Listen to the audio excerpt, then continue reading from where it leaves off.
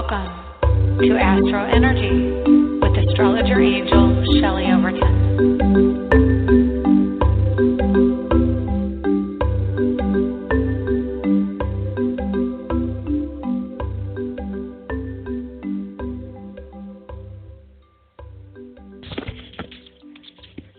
Hello and welcome to the AstroEnergy show for Tuesday, November 15th, 2016. My name is Shelley Overton and I am an astrologer in Orlando, Florida. I hope you're having a good week. I know it's been a rather difficult week. Well, for some of us, not for all of us, but yeah, I don't even know what to say about the election. I probably shouldn't say anything, because the feelings run deep. And other than the fact that when I gave the show last week, I definitely believed Hillary had the win. And of course, I didn't dig really deep. I probably could have seen that it was going to be something else, but she did win the popular vote. So I guess technically I was accurate. So that's all I'm going to say right now about it. And it's probably for the best for the radio show. So we had a supermoon last night, or actually yesterday morning. It was around 6:20 in the morning. And so that was pretty wonderful. It was beautiful. Everybody, even my father, called and mentioned that we had that. Excuse me. And so, it's sorry.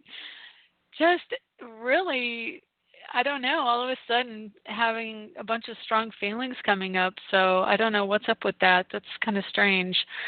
Anyway, yeah, so we've got a lot going on in the sky, and that's usual, right? There's always a lot going on in the sky.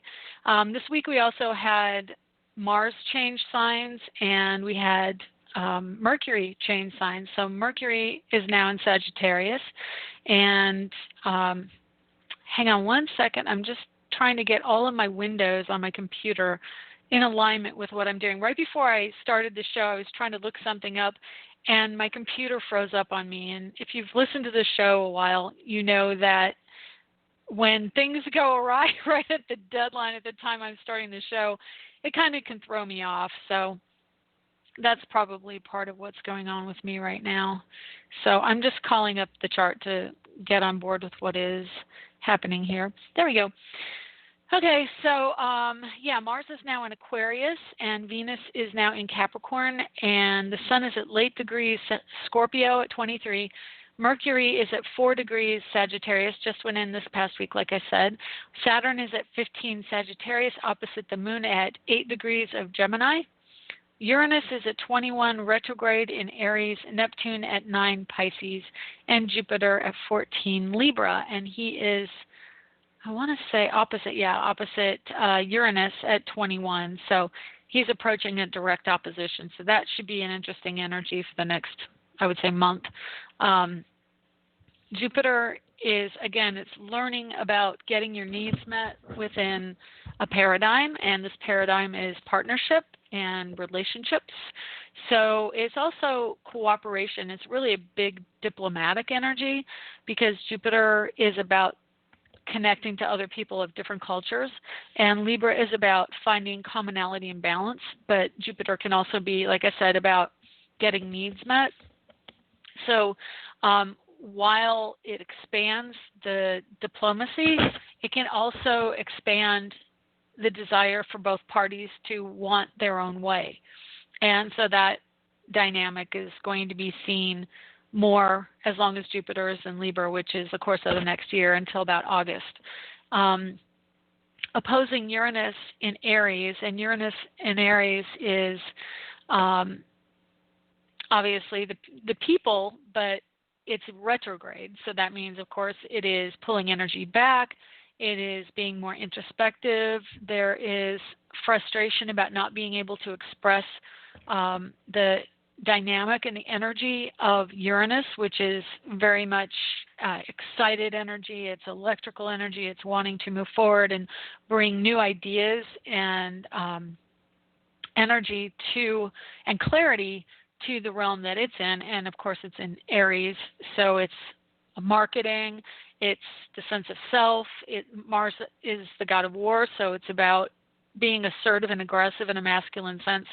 There is an energy of going backwards, which means that we are looking to the past, to how we've done things in the past. And so that can also find its way into culture and what we're doing culturally. Now, in opposition to a Jupiter in Libra, that means that there will be a standoff, or there is the energy of a standoff. And let's just look up, if I can find in the plethora of windows I have open right now, the ephemeris, and see just how long Jupiter is going to be in our opposition through December 31st. It's at 21 Libra, December 31st, and Uranus will be at 20. So Uranus actually gets back to 20 in December. So it's going to be directly in opposition at the end of next year. Let's just see how far that goes. It'll go up into, oh, look at that. They're right next to each other.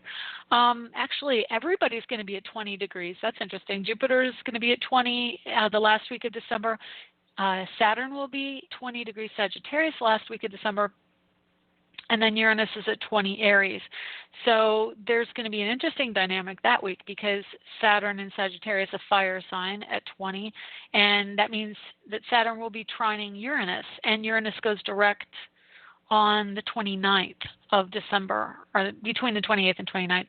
So we're going to see like a buildup from the middle of December on. And it wouldn't surprise me if there's going to be stress aspects. Even though it's a trine, it is an aggressive energy. It's a fire energy. So we're going to see more action taken in the last couple weeks of the month on foreign policy and foreign assertion and aggression, and probably masculine ego, male ego, coming into play.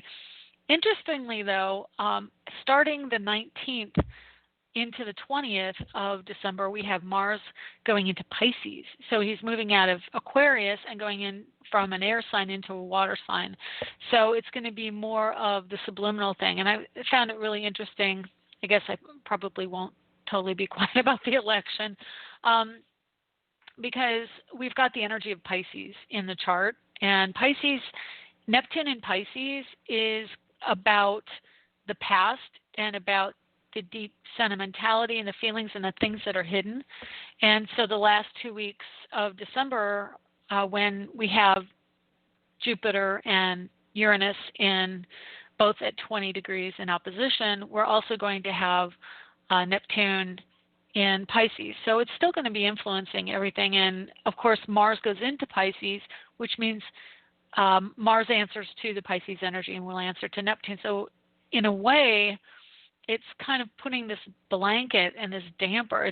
It's like really, I got so much stuff I want to say. I can't get it out fast enough. So the energy of Pisces is coming in while the energy of fire is perfecting between these planets. And so there's a trine going on in the end of the year between Saturn and Uranus.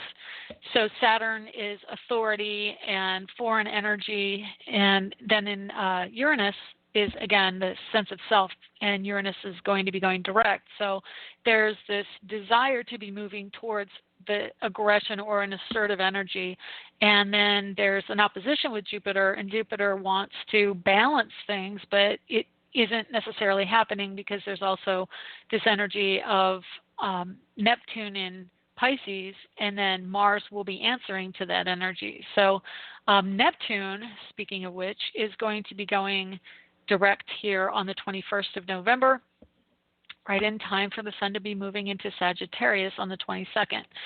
So we've got another strong energy going on there, because Sun in Sagittarius by the end of November will be moving into a square with Neptune.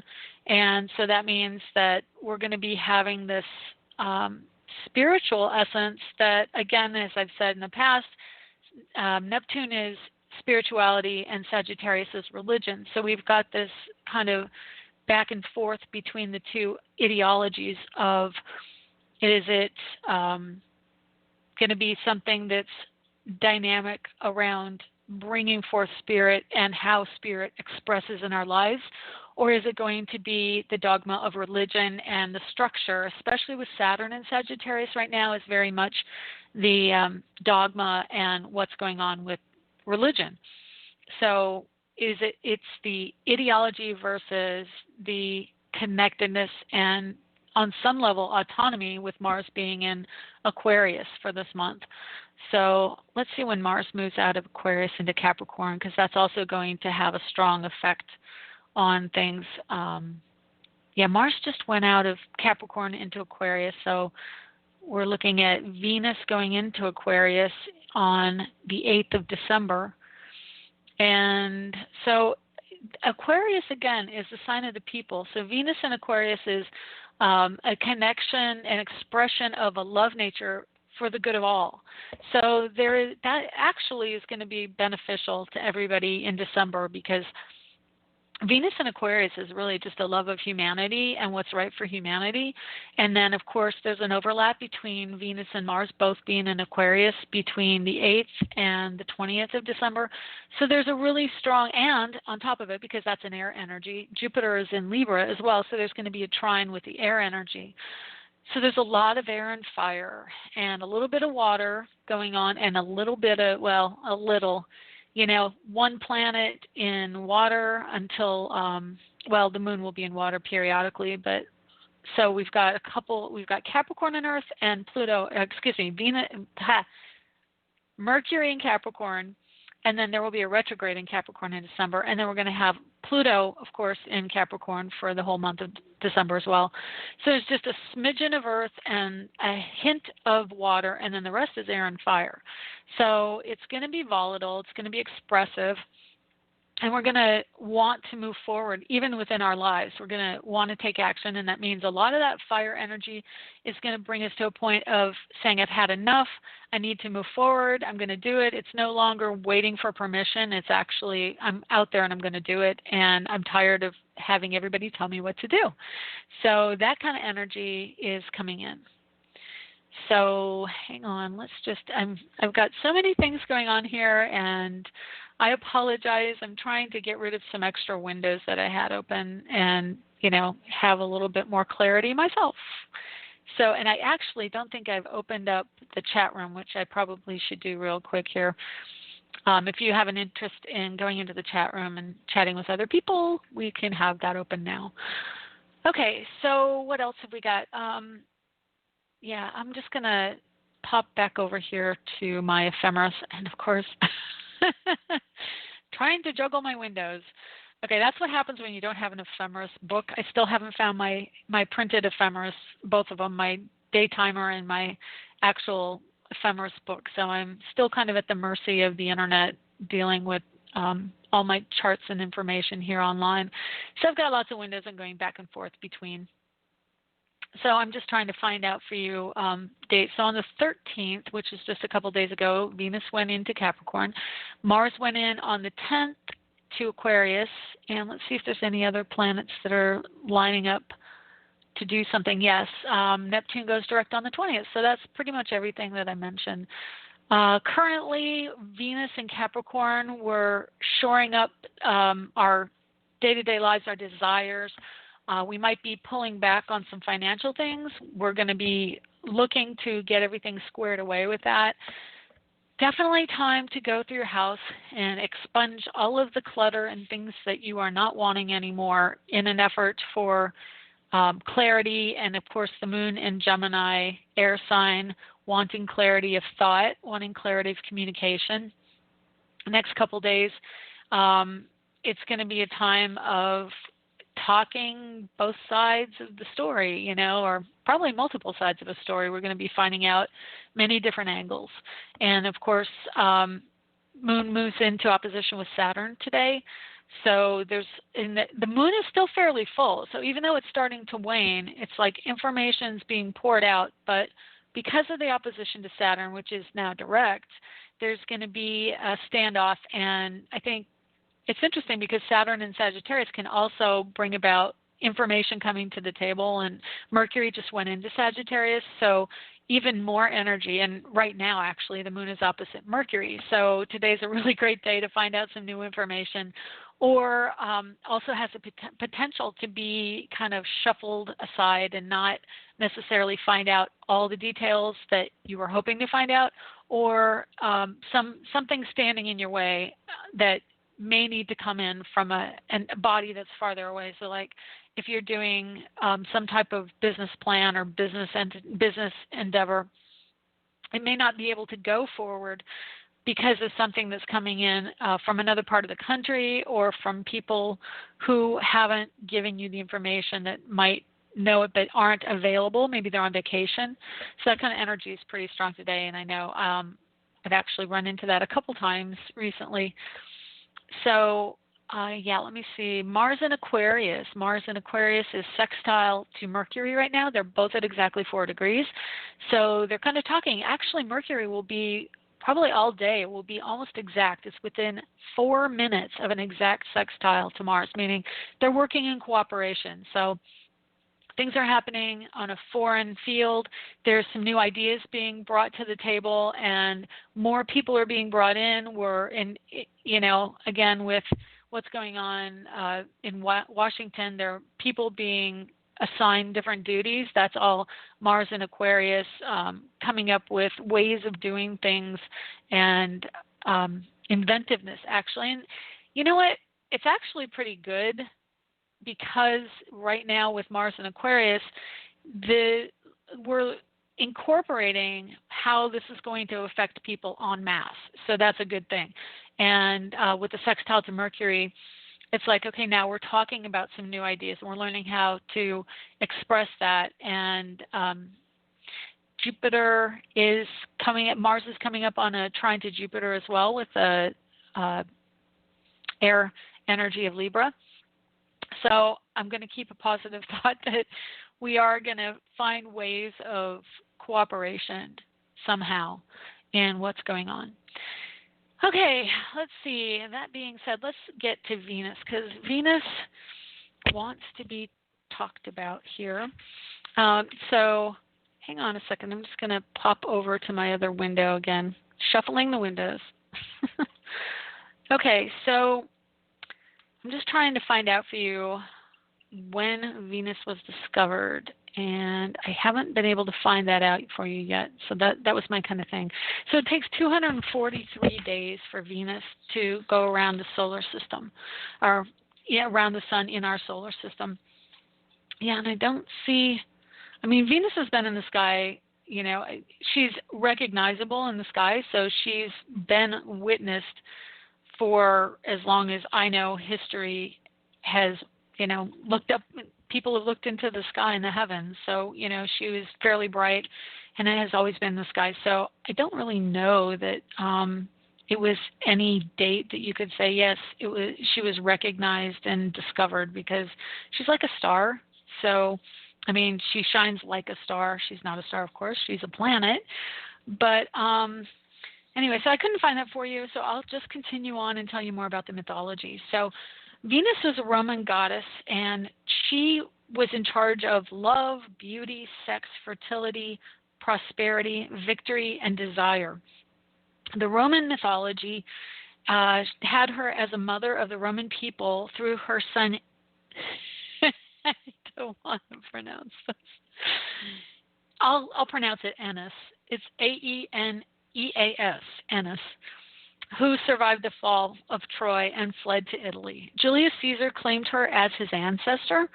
Venus was central to many religious festivals, and she was held in great esteem in the Roman religion under numerous titles. And the epithets, which, if you remember from before, from when we were talking about other mythologies,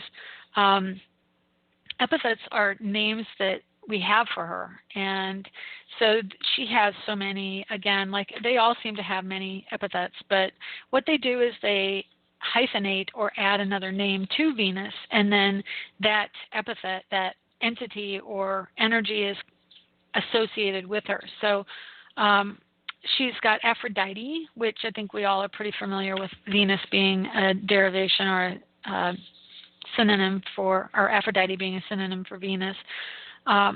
She has one which is Myrtle, and that is the goddess Venus of the myrtles, and that actually is a representation of her as the plant myrtle. If you are familiar with myrtle, which we have crepe myrtle in Florida, but I don't know if that's exactly the same thing. So it's a white, sweetly scented flower, aromatic green leaves, and has many magical medicinal properties, which is quite interesting. And Venus Myrtle, or her worshippers, saw her as having worn a crown of these myrtle flowers. So that's really beautiful. And then it was also considered to be a potent aphrodisiac, myrtle, the plant myrtle. So, and there are other synonyms and things that go along with it, but I'm actually not going to touch on them because they're kind of personal. And so there are also, I'll just tell you a few of the other epithets. Venus Genitrix, which is Roman, and Venus Eryncia, or Eryx, Eryx. There's I already say Eryncia, Victrix. So she was also seen as a symbol of victory. And then let's see what else. I know I saw 1,000 of them here. Rustica Urbana, Acidalia Celestius, which is celestial or heavenly Venus. Syrian, she was a Syrian goddess actually also, that particular goddess of Venus. Venus Calva, I don't know why it's so hard to pronounce. Calva, Calva, which is the Venus, the bald one. And Closina, the purifier, and lucky Venus is Venus Felix, and Venus Genitrix, which I said earlier, was Venus the mother, and Heliopolitana. So many. I could just go on and on. Anyway, so there were many cults that were looking up to Venus, and she was represented in cults, and she was represented as a religious legitimate charm and seduction of divine mortals, in contrast to the formal contractual relations between most members of Roman's pantheon and state. Boy, that's pretty heavy, isn't it? So she was the mother of Cupid and the wife of Venus, or the partner to Venus, to Mars. So Mars and Venus were considered a couple, and also, she's found in multitudes of domestic and archaic paintings. She is if you've ever heard of the term Venus on the half shell, she is the woman inside the clam that I think she's holding a pearl, or there is a pearl in that one. So it represents her and her beauty. And let's see, I think there's also some of wisdom as well in here. But there is a painting of her sitting on a rainbow with her devotees offering their hearts to her, and it's a medieval representation in the 15th century. There were roses and flowers in her likenesses, and she is kind of considered the ultimate feminine in our society, and all of the symbology of fertility and feminine and a goddess and beauty is all represented in astrology in the signs Taurus and Libra, who both see Venus as their ruler and their archetype. So, yeah, anyway, Venus, probably one of my favorites. She owns the day Friday, so probably not surprisingly, because don't we all love Friday? In the French language, it is Vendredi, which is V-E-N from Venus, so the Latin assigns Venus that day of the week. And anyway, I think that's pretty much the culmination of everything that I have researched about Venus. If you would like to call in for a reading, you can get me at 347-994-3365. And we are trying to open up the chat room, but it doesn't want to open very well. So anyway, I'm going to take a 2-minute break, and then we'll be back and take the calls.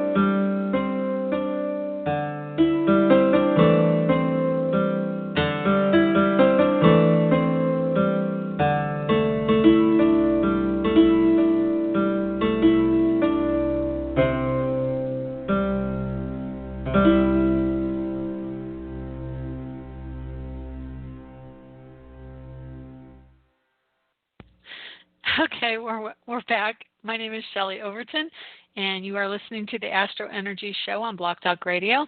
If you are interested in getting a reading, you can get me at astrologerangel.com, and there are a multitude of types of readings from a mini reading to a full reading that usually lasts about an hour and 15 minutes, and I record it for you so that you can listen to it again at another time. And let's see if there's anything else. Yeah, I'm an astrologer in Orlando, Florida, and I can do your reading over the phone, or if you're in Orlando, I can do it in person. So anyway, let's get back to our phone lines and take some callers here. Hi, 727, how are you? I'm well, Shelley. Thanks for taking my call. Hey, my pleasure. Who is this? This is Kate. Kate. Hey, is that I assume it's with a K? That is a K. Okay, awesome.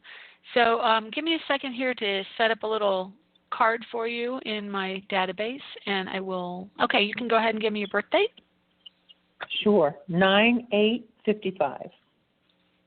8/19/55. Do you know what time? I sure do. It was. I was born in Chicago. It was 10 a.m. and then it was. It's specific to Central Standard Time. Oh, yeah, that's fine. My program, fortunately, will Got put in it. automatically, yeah, in the time for the year, because certain years were daylight and some weren't. So, yeah, right. It's got it daylight for the year you were born. So, yeah, what can I do for you today? A mini reading would be terrific. Okay.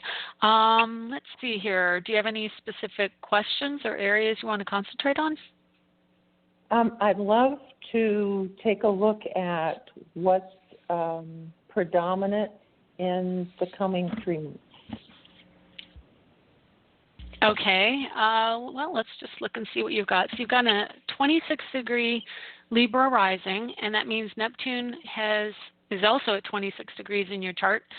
So you've got a very strong desire to be in a partnership, and it means a great deal to you. Neptune is in your 12th house, and Mercury is also in your 12th house in Libra, and right now Jupiter is in your 12th house. So that part of your world is being expanded greatly right now. That means that you can idealize romance, but fortunately Jupiter has a way of, well, I wouldn't necessarily say romanticizing it as much as helping you to learn more about it.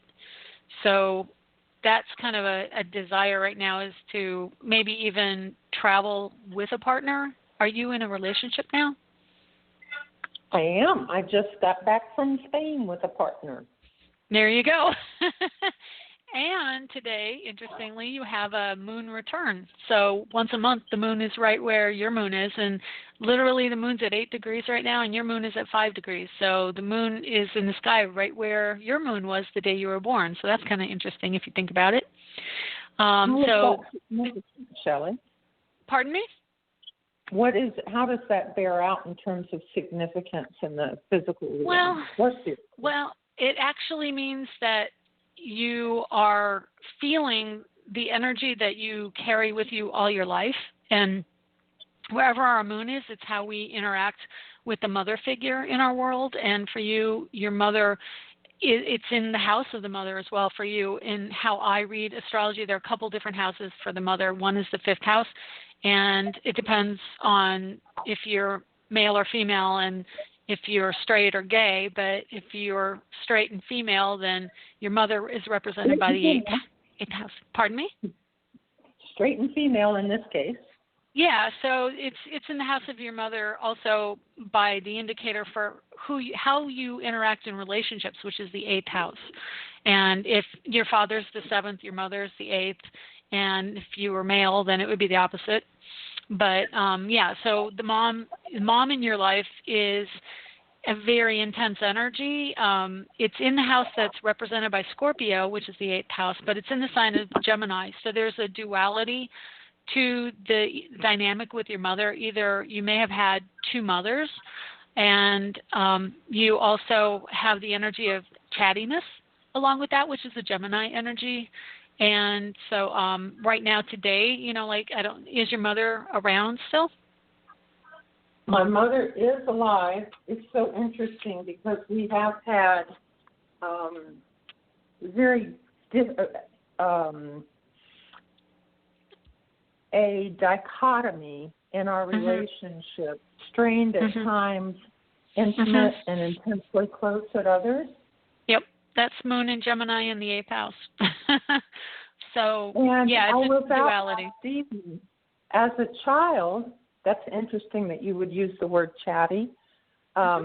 Given the derivation of my name, my family would refer to me. There was a doll when I was growing up. Now, this Chatty will date Cathy. me. Yep. Chatty Cathy. I remember that.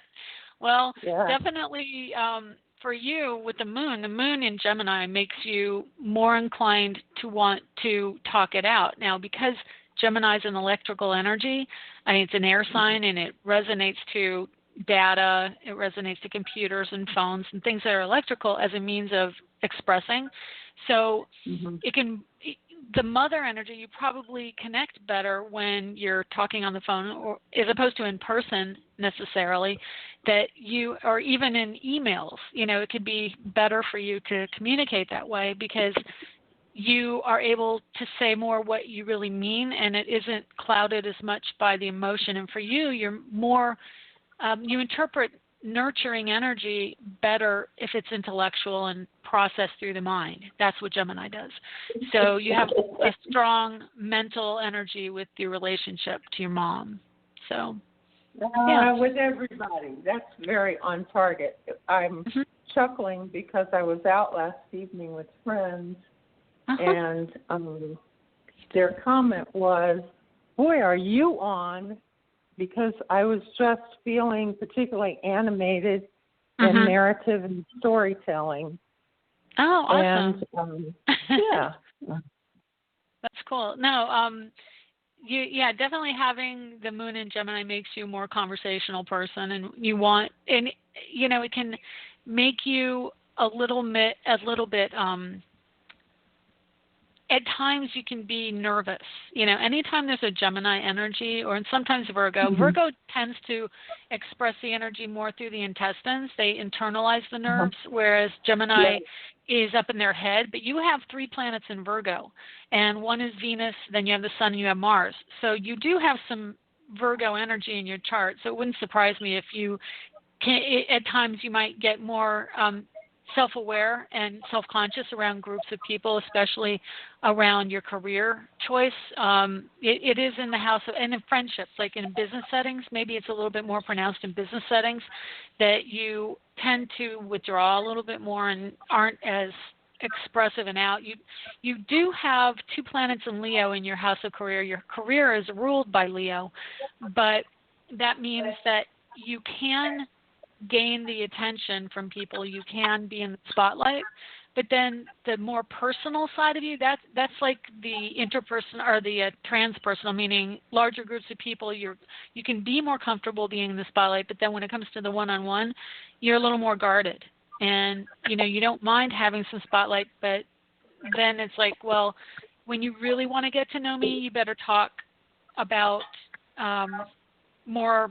You got to take it slow, and then you got to be more real. You're not one who likes to do superficial things. I mean, you have some ability to chit chat. You can hold your own in like conversations and parties that you don't know anyone, but Saturn and Scorpio in the first house. Yeah, it's not really your first choice, especially having 3 planets in Virgo, which is much more, I want a one-on-one and you better get to know me. I'm not going to spill everything unless you get to know me, and then only to certain people. And then Saturn and Scorpio it's in your first house, which also makes you very guarded and kind of hidden, and you gather information from people, but you always keep a little pocket of information that you can pull out in case you need it. Like that's your stash of information. Like you get secrets from people and you can keep secrets, you know how to do that. Very well. Yeah. So, you're like, no, I'm going to keep that to myself. So you just were in a Saturn return. Now Saturn's in your house of money. So it's about travel. It's about real estate. It's about enjoyment, adventure, and connecting to people of different cultures and really learning about this, especially now with Mercury in Sagittarius. You're wanting to find out more information about things. You're seeking out a higher understanding. And it's also the spiritual house. But for you, money can be very connected to spirituality. So it can be a more difficult placement for people who are trying to earn money and just be really pragmatic. You have a lot of planets I'm familiar with because I have planets in similar positions in my chart. So you have a deeper connection to people one-on-one, so it makes it more difficult to just say, hey, I'm going to go do this for the money. Although Mars in Virgo, you're a worker, you're a workaholic, and, people can rely on you for sure in your career. And the fortunate thing for you is you have Jupiter and Leo, which makes you able to get money through risk and through gambling. So like if you're able to be in a position where there's a risk to be taken, you can land on your feet really well, especially in your career, and people really like you. So currently from now through the end of the year, all the planets, the faster moving planets, are really in the first quadrant of your chart, which means this is more about learning about you and your motivations about things. It's not as much about the world out there, although today with Moon in your 8th house, that's going to be the world out there and other people and your mother. So you may be talking to your mom. If you haven't talked to your mom in the last day, you're going to be talking to her probably in the next couple of days. And then you also have Mars just went in again this week, went into your house of mom, home, and family.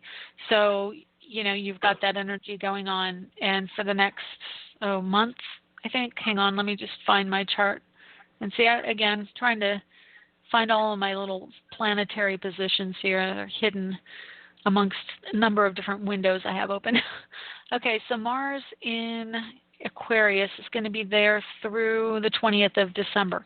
So for the next month, it's about home and family and, nurturing and also finding the freedom, because Aquarius is very much about wanting freedom, don't tell me what to do, and having Mars, which is a more masculine energy in the sign of Aquarius, is like, okay, now I'm going to go through and I'm going to be very detached about things, and I'm going to go do what I need to do and get it done. And it's a really great time for clearing out the house, for clearing out some deeper emotional things that might have been bothering you, especially because this week Mars got conjunct on your Chiron, which is at 0 degrees Aquarius. And Mars on Chiron is triggering a part of your life where you felt restricted and hurt by someone. And this is probably a friendship or a sibling. And then Aquarius Chiron, 0 degrees Aquarius Chiron, in the house of communication. Something happened to you around communication and not being able to speak freely, having freedom of thought, and also expressing your own personal power around communication. So that has been triggered this week as well. If you felt it, that's why. At the same time, resolved? Pardon me? Does that get resolved? Is there some feeling? It's going to be resolved, but you've got a very large resolution coming closer to next decade, which is when Pluto hits Aquarius, which is 2023. That's going to be right on your Chiron. And this is a huge, huge thing for you. It's a huge thing for culture in general, for the world, because Pluto going into Aquarius is the shifting from hierarchical understanding to more localized, autonomous expression of our culture. So we're really wrapping up the end degrees of everything is given up to authority figures, and then we're going to be taking it on for ourselves. We're not going to give up our personal power anymore. And so when Pluto hits that Chiron of yours, it's a major watershed moment for you. It's going to be huge. And that's a time when you're really going to be more in your element, or you're going to be really looking to be in your own element, and that this is your life, your world, the way you want to express yourself. And that is going to be the time where you get to own. And actually Saturn is going to be coming across that point as well. Let me think. Right around 2020. So we're all going to get a taste of what's coming later on in 2023, but around 2020, Saturn will be hitting that degree, and you're going to be feeling it pretty strongly at that point too, or between 2019 and 2020. So it's actually part of a huge shift for you in this life, that this is the next decade is going to be about expressing yourself and getting the recognition you deserve for it. You have Uranus and Leo at the top of your chart, your midheaven. So, that's pretty big. Leo and Uranus and Leo is about autonomy and getting the spotlight.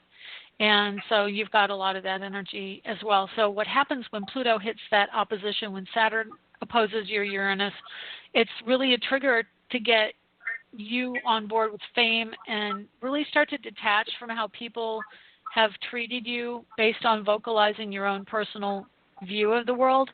I can't even tell you, between 2020 and 2025 is a huge time of you rediscovering your voice and rediscovering your creative side and your nature and the storytelling ability. And right now, if you're not writing a book, I don't know what you're doing, because that's what you should be doing.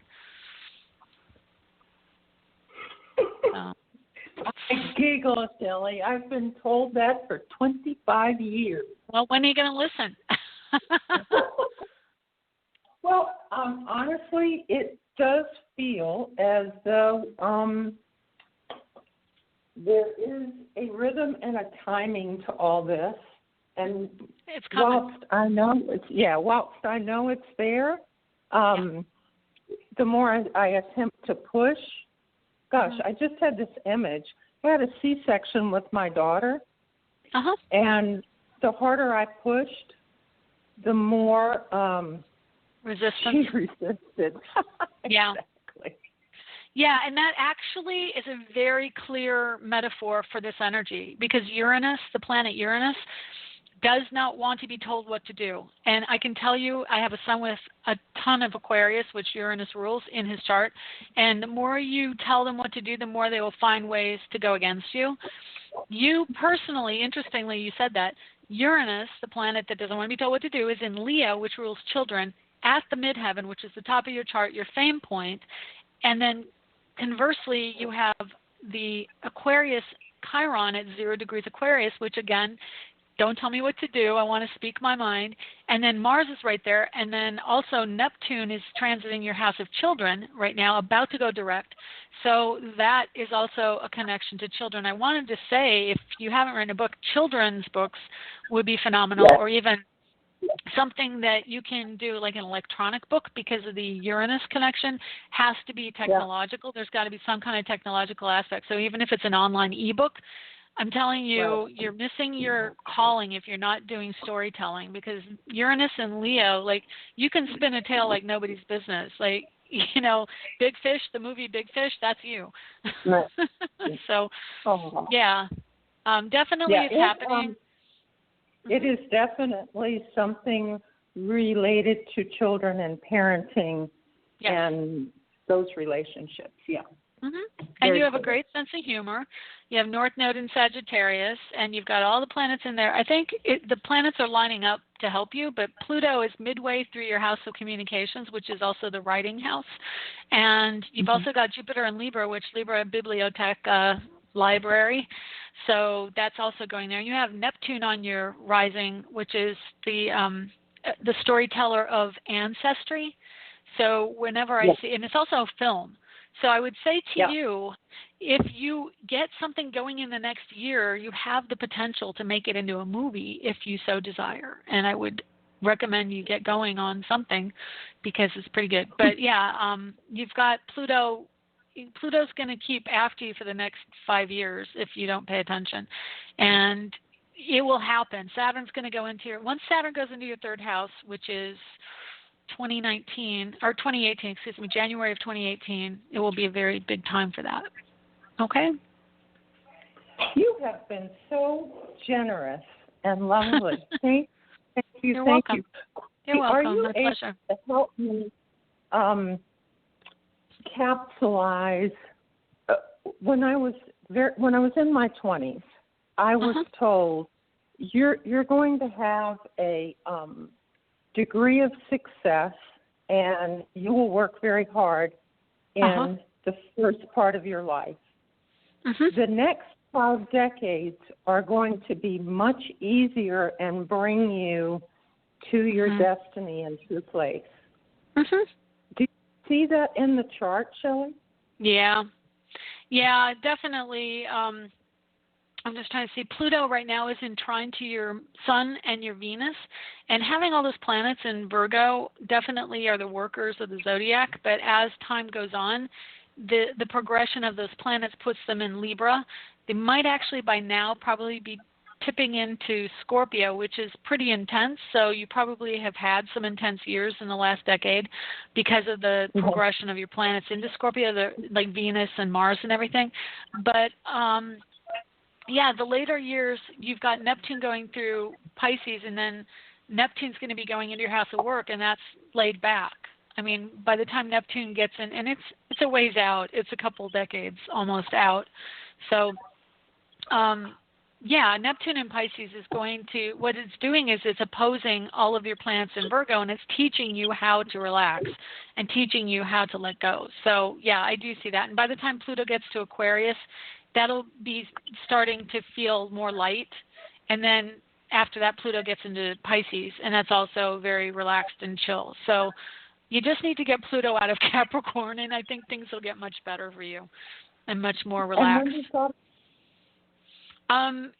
It's around 2020. 2025. No, I take it back. I think it's 20. I said it earlier. It's 2023. It goes in, I think, March of 2023. Right around there, because that's basically the beginning, technical beginning, astrologically, of the age of Aquarius. So that's when we are moving in. And the age of Aquarius is about autonomy. It's about local business. It's about humanitarianism. So, all right. You, again, terrific reading. Thank you so much. Thank you. You're welcome. Thank you for the call.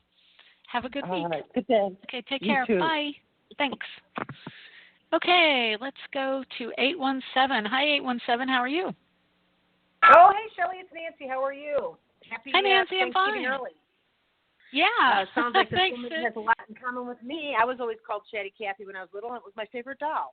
So, Oh, my gosh. That's so funny. Yeah, I probably would have been called that, but I think I was a little bit after that because I was, well, not too much. I don't remember having, I had the Chrissy and Velvet dolls with the hair that pulled out, and you could make it long we or had that short. one too. Yeah. Yeah. We did have a Chrissy doll.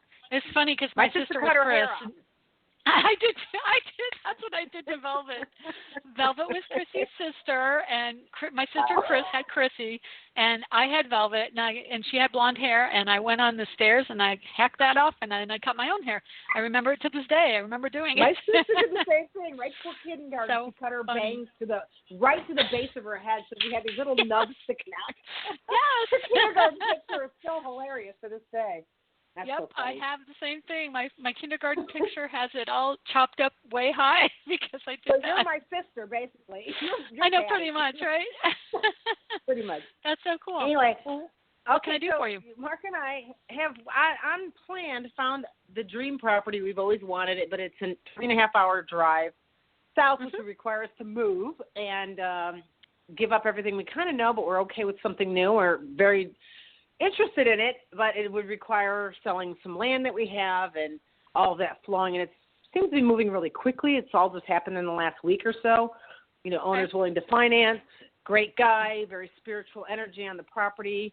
Nice. My friend lives nearby, so we plan on having retreats and such, so there's a lot of My gosh, that's really awesome. positive. Yeah, it's on 10 acres on a river, and it's just fabulous. And my friend who's a shaman and does other work is looking for a place to host retreats, and she's like, oh my gosh, I will do it here if you have it. And it has organic, it has everything we've always wanted and all of our properties put together, and it's nearby some friends that we know, but it was not our plan ever to go further south than where we already are, or for Mark to have to find a new job because he really loves what he does, but he's a chameleon. He's not afraid to change, and he's already applied for his dream job down there. So just wondering if you see anything, if it's flowing or if it's just something we should just kind of let go or what. Just kind of, like I said, happening very quickly. Well, I'm just looking to a few different places in your chart. So the house of property, you've got Neptune there. Neptune, again, is about to go direct next week on the 20th. So I would not sign anything until then. And once it goes direct, it's going to come up on your Mercury.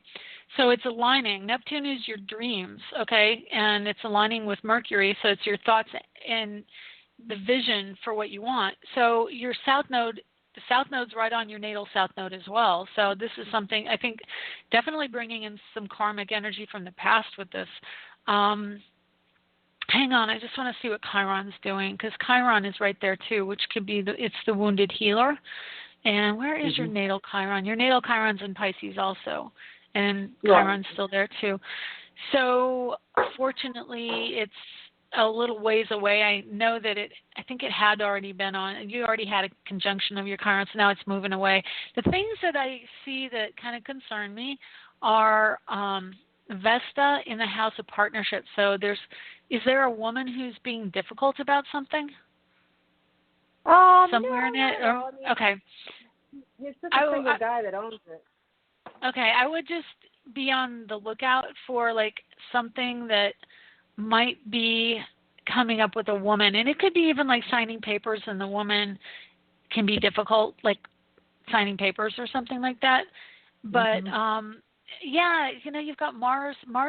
I'm assuming that you just found it when Mars hit your Jupiter, which would be expansion and fortune. And that's also property. Yeah. Last Friday we saw it, and we had seen it a couple months earlier, but we've been corresponding, and just it was the first time we were able to get down there to see it, and we had a little ceremony on 11/11 while we were there. So. Yeah. Well, in December looks really good. I'm not seeing anything that really says, oh no, don't do it. I've got Mercury now is in Sagittarius, which is property and real estate, and then Mercury's coming up on Saturn. Let's see how long it takes to get in conjunct with Saturn.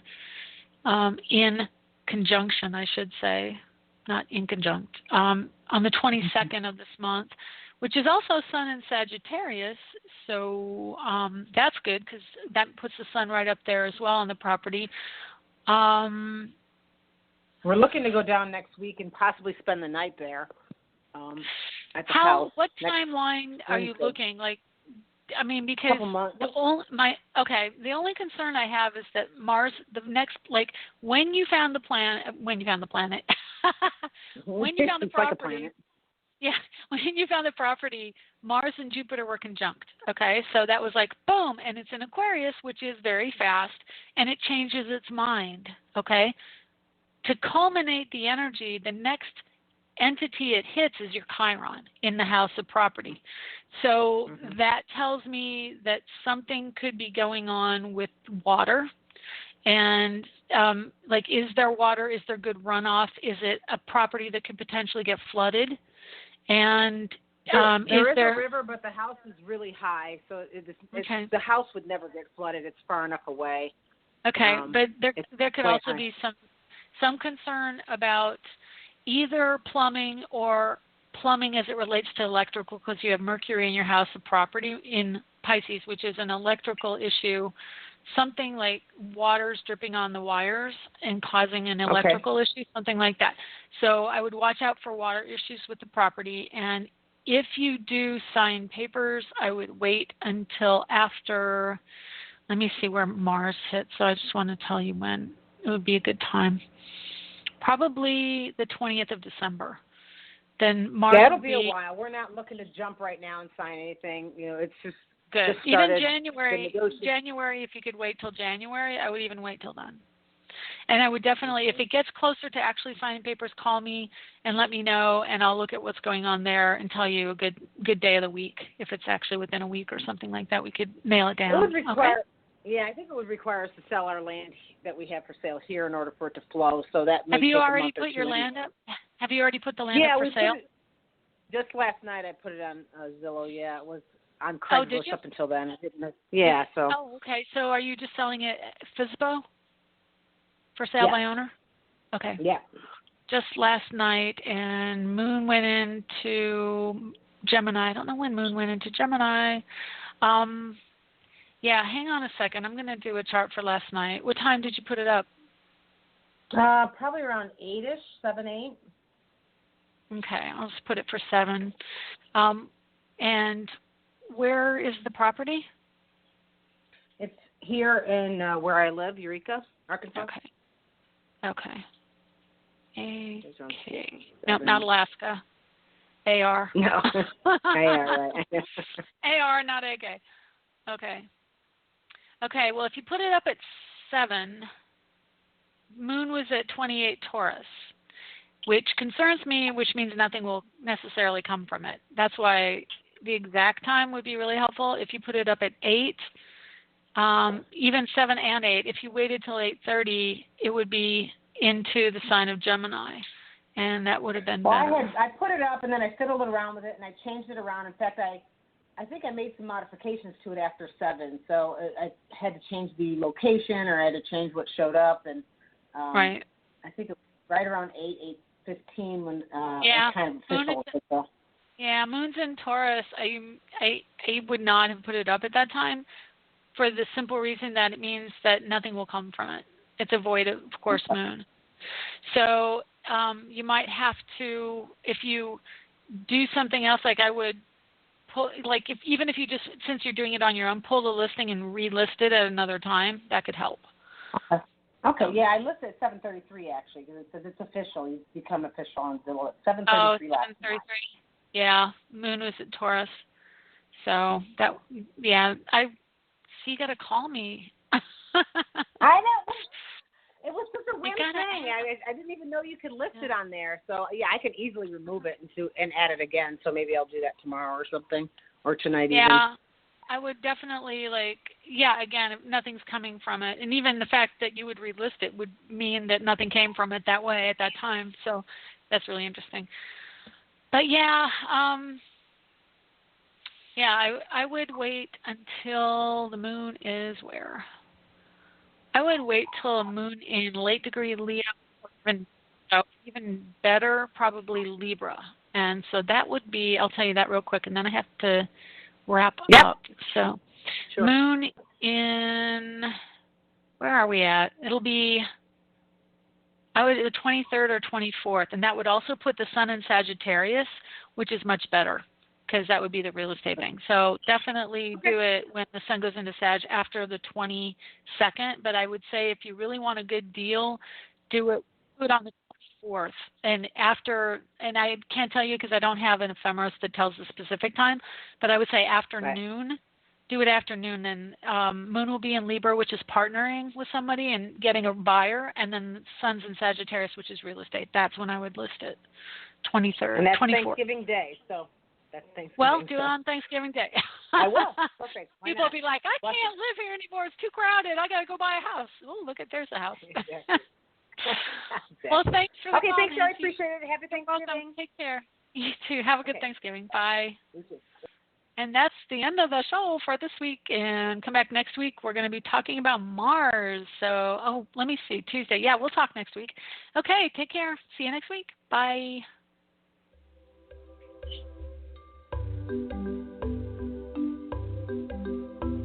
Thanks for stopping by AstroEnergy this week. If you would like to get a hold of Shelley Overton, you can get her at astrologerangel.com, on Facebook at AstroEnergy or Astrologer Angel. The music was provided by Kevin MacLeod at incompetech.com with additional music by Ironwood Rain. Check them out on the net at ironwoodrain.com.